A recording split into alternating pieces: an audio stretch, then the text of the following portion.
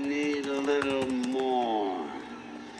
Now, you talk about a good bullshit story. Holy shit.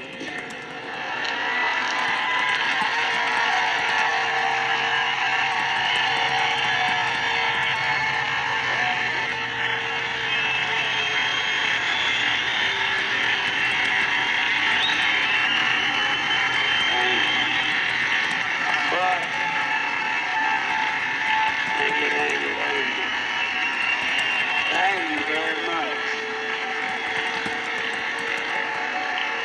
But I want you to know something. This is sincere. I want you to know, when it comes to believing in God, I really tried. I really tried. I tried to believe that there is a God who created each of us in his own image and likeness, loves us very much, and keeps a close eye on things. I really tried to believe that, but I gotta tell you, the longer you live, the more you look around, the more you realize something is fucked up.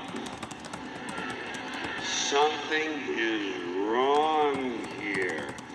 War, disease, death, destruction, hunger, filth, poverty, torture, crime, corruption, and the ice-capades. Something is definitely wrong. This is not good work. If this is the best God can do, I am not impressed. Results like these do not belong on the resume of a supreme being. This is the kind of shit you'd expect from an office temp with a bad attitude. And just between you and me, in any decently run universe, this guy would have been out on his all-powerful ass a long time ago. And by the way, I say this guy because I firmly believe, looking at these results, that if there is a God, it has to be a man. No woman could or would ever fuck things up like this. So,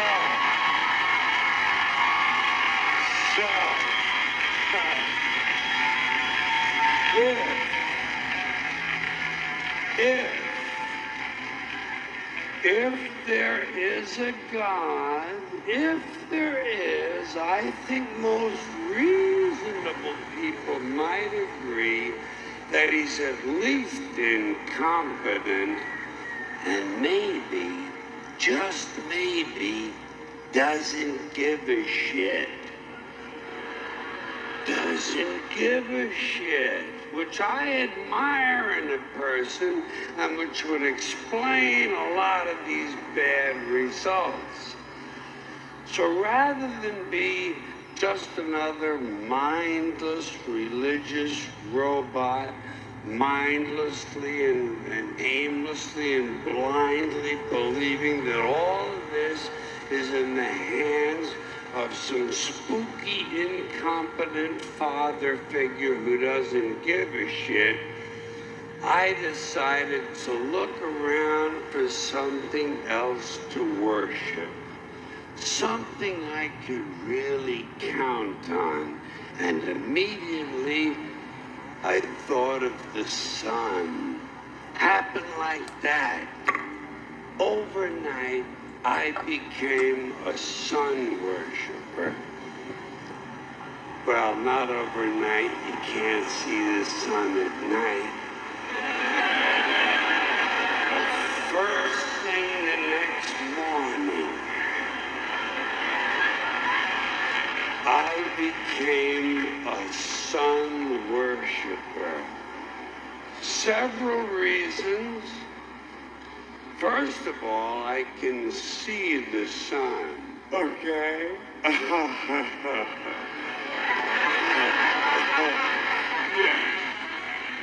Unlike some other gods I could mention, I can actually see the sun.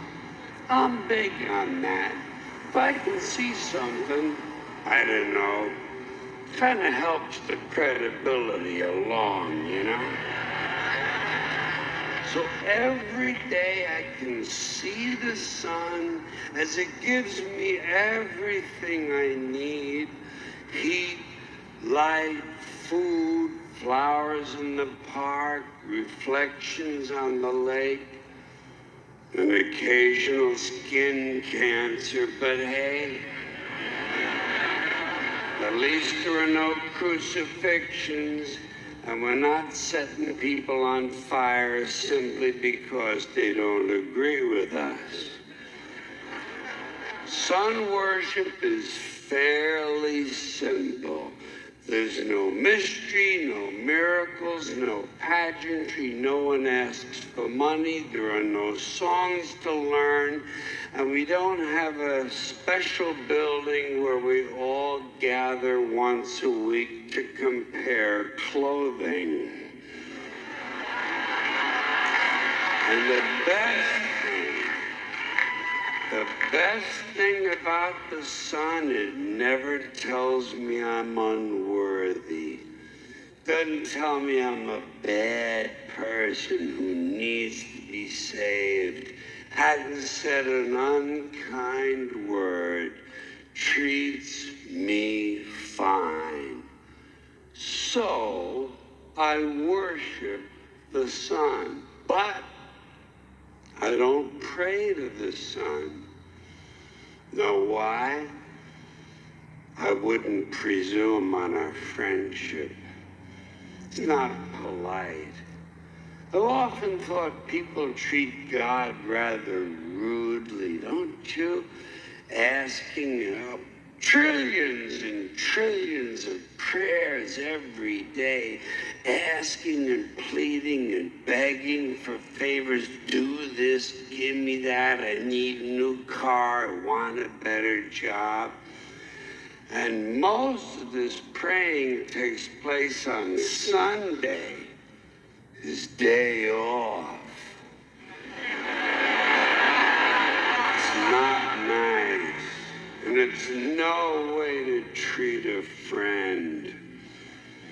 But people do pray, and they pray for a lot of different things. You know, your sister needs an operation on her crotch. Your brother was arrested for defecating in a mall.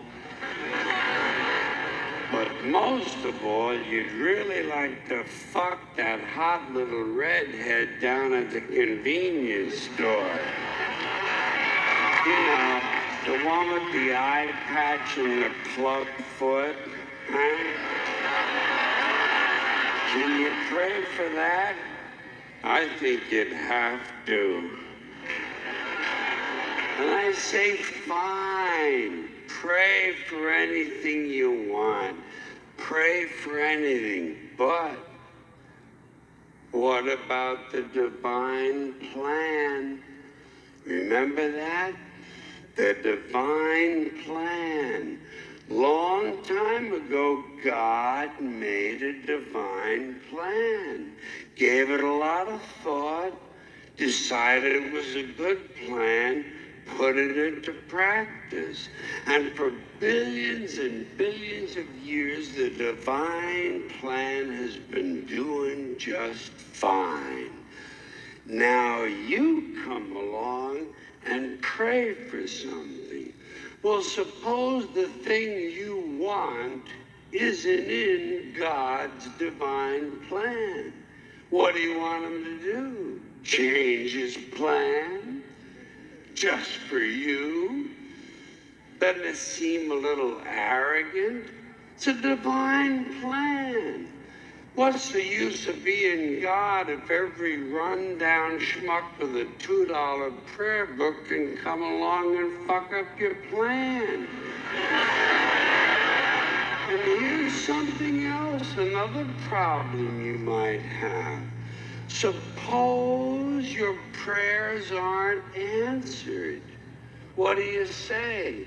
Well, it's God's will. Thy will be done. Fine. But if it's God's will and he's going to do what he wants to anyway, why the fuck bother praying in the first place? Seems like a big waste of time to me. Couldn't you just skip the praying part and go right to his will? It's all very confusing. So to get around a lot of this, I decided to worship the sun. But as I said, I don't pray to the sun. You know who I pray to? Joe Pesci. Joe Pesci. Joe Pesci. Two reasons. First of all, I think he's a good actor, okay? To me, that counts. Second, he looks like a guy who can get things done.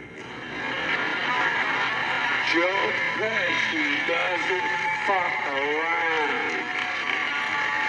Doesn't fuck around.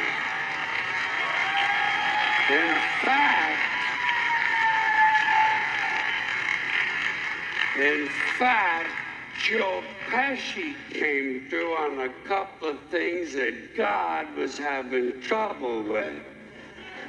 For years, I asked God to do something about my noisy neighbor with the barking dog. Joe Pesci straightened that cocksucker out with one visit.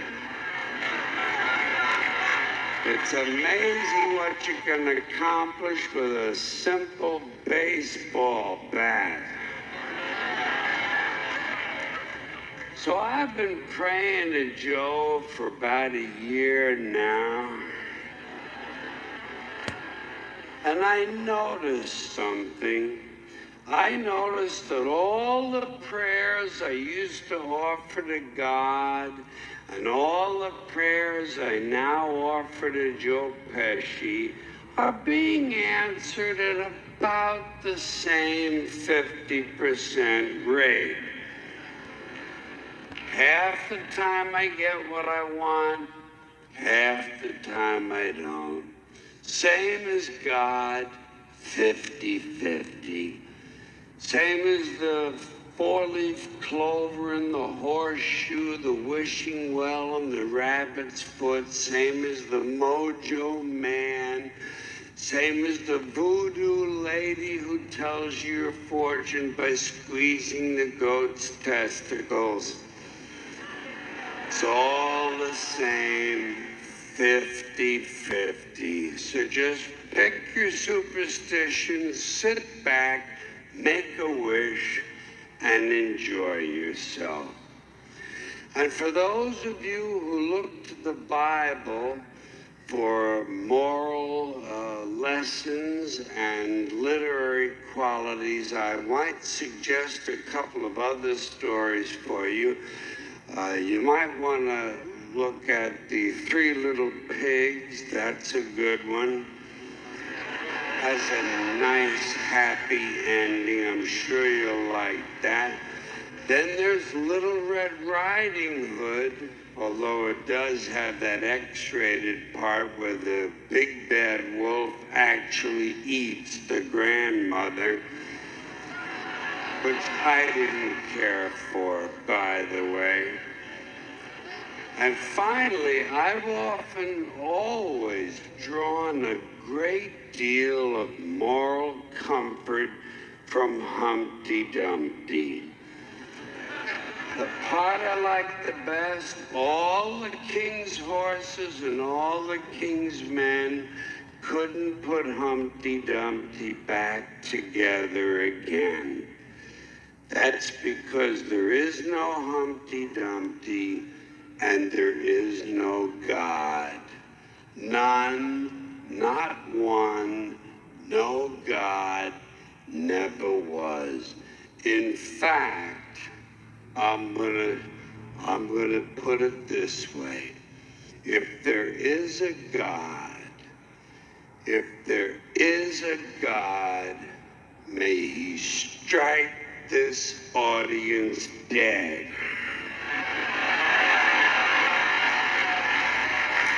See, nothing happened. Nothing happened. Everybody's okay. All right? Tell you what.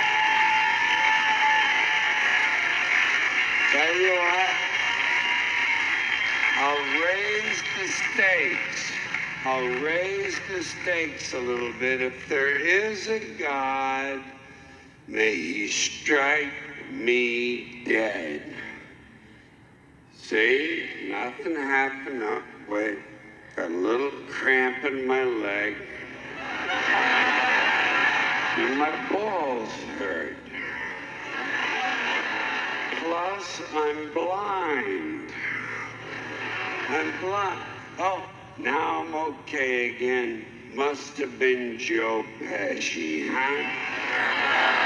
God bless Joe Pesci. Thank you all very much. Joe bless you. Thank you very much. I appreciate it.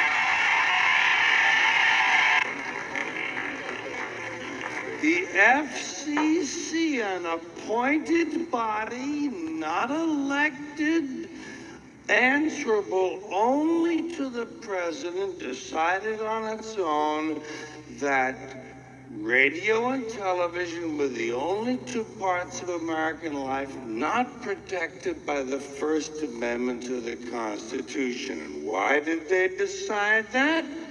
Because they got a letter from a minister in Mississippi. A Reverend Donald Wildman in Mississippi heard something on the radio that he didn't like. Well, Reverend, did anyone ever tell you there are two knobs on the radio?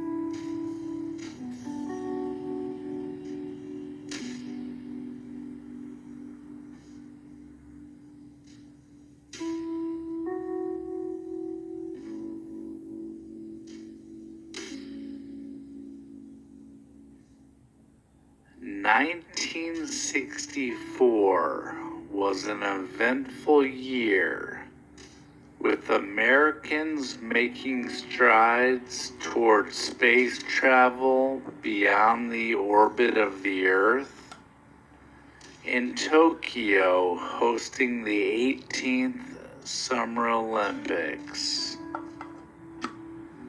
As the Beatles were taking America by storm, so too was a new sports car from Ford. If you had $2,368 A new 1964 Ford Mustang could have been yours.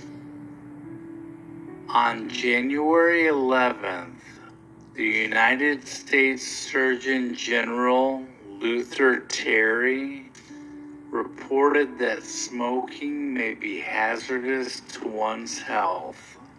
The release of the report was the first statement by the U.S. government in diminishing the impact of tobacco use on the health of the American people.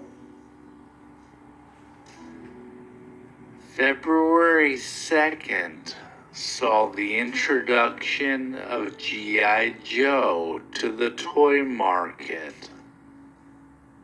Hasbro originally released 4 12-inch soldiers: Action Soldier, Action Sailor, Action Pilot, and Action Marine. When it was first introduced at the International Toy Fair in New York, buyers laughed at the idea that this toy would be a success. On February 7th, Pan Am Flight 101 from London landed at New York's Kennedy Airport, and Beatlemania had arrived. It was the first visit to the United States by the Beatles. At the airport, the Fab Four were greeted by 3,000 screaming fans who caused a near riot when the boys stepped off the plane and onto American soil.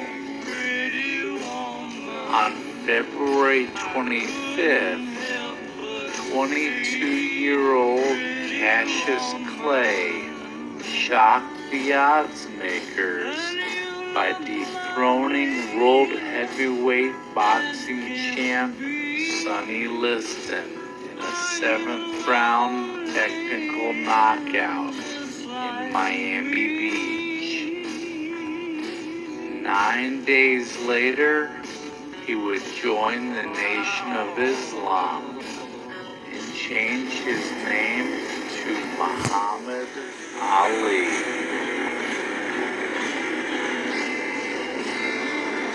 The very first Ford Mustang rolled off the Dearborn, Michigan assembly line on March 9th. By the end of the day, Ford had sold over 22,000 Mustangs, and it would go on to sell over 250,000 by the end of the year.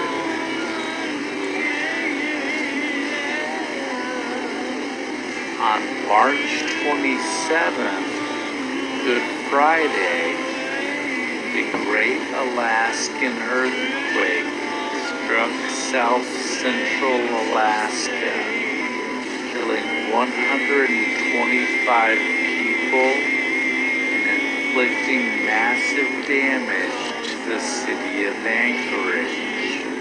The earthquake was the most powerful earthquake recorded in North American history at a magnitude of 9.2.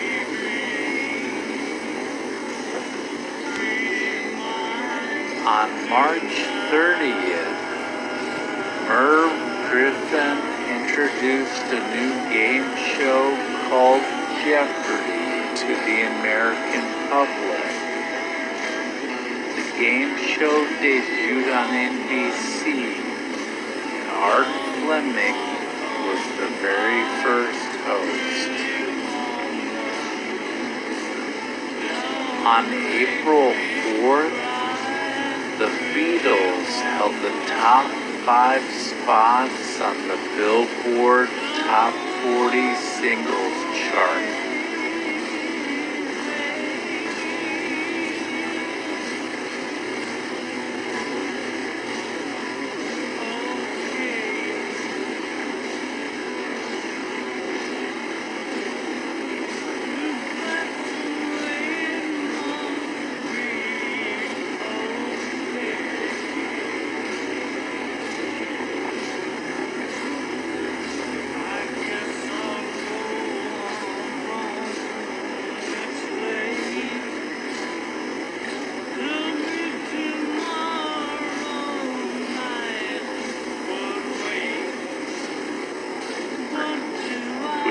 Unprecedented. The top songs in America in order were Can't Buy Me Love, Twist and Shout, She Loves You, I Wanna Hold Your Hand, and Please, Please Me. On April 13th, the 36th Annual Academy Awards were held, and Sidney Poitier became the first African American to win an Academy Award for Best Actor for his role in the movie Lilies of the Field. On May 12th, an estimated 1,000 college students gathered in New York City to protest the war in Vietnam. During the protest, 12 young men burned their draft cards and chanted, "We won't go." Over the months that followed, similar demonstrations were reenacted at locations all across the country to symbolize opposition to the hostility in Southeast Asia. The Civil Rights Act of 1964 finally passed on June 19th. After a 54-day filibuster, the bill passed in the Senate 73 to 27. The landmark Civil Rights Bill outlawed discrimination based on race, color, religion, sex, and national origin. It also prohibited the unequal application of voter registration requirements, racial segregation in schools and public accommodations, and employment discrimination. On July 28th, the Ranger 7 rocket was launched toward the moon. The Ranger project was an early effort to relay pictures and other data about the moon before finally crashing into the lunar surface. Ranger 7 transmitted over 4,300 photographs during the final 17 minutes of its flight. On August 6th, Prometheus, the world's oldest tree, was accidentally cut down on Wheeler Peak in eastern Nevada. A University of North Carolina graduate student studying climate cut down the 5,000-year-old tree without knowing of its significance. On August 27th, Walt Disney's Mary Poppins had its world premiere in Los Angeles. It would go on to become Disney's biggest moneymaker and would win 5 Academy Awards, including a Best Actress Award for Julie Andrews. The ABC fantasy series Bewitched premiered on September 17th. The show starred Elizabeth Montgomery, Dick York, Agnes Moorehead, and David White. The show about a witch who marries a mortal man and vows to lead the life of a typical suburban housewife aired for 8 popular seasons. On September 26th, the castaway sitcom Gilligan's Island, starring Bob Denver as Gilligan, premiered on CBS. Airing for only 3 seasons, the show followed the adventures of a group of people shipwrecked on an island in their attempts to escape, usually at the expense of Gilligan himself.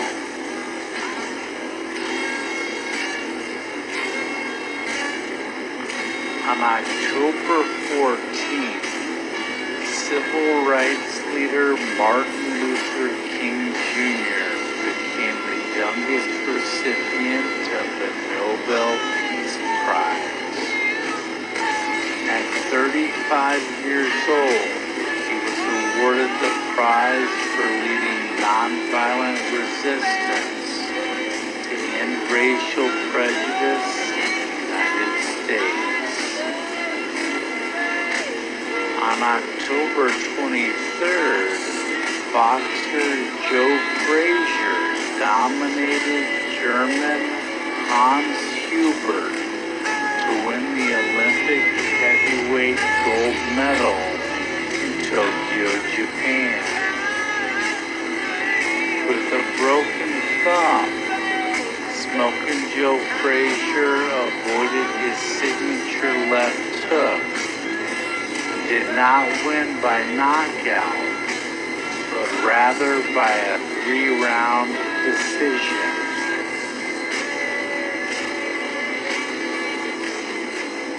On November 3rd,